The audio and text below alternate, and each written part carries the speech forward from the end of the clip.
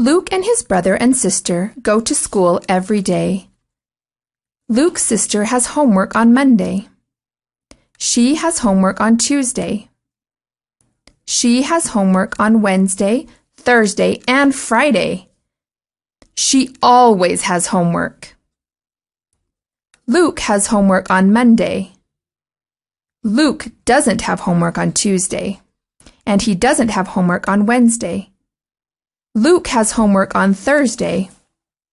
He doesn't have homework on Friday. Luke sometimes has homework. Luke's brother doesn't have homework on Monday, Tuesday, or Wednesday.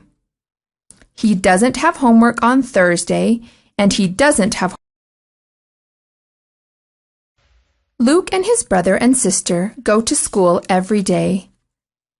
Luke's sister has homework on Monday. She has homework on Tuesday. She has homework on Wednesday, Thursday, and Friday. She always has homework. Luke has homework on Monday.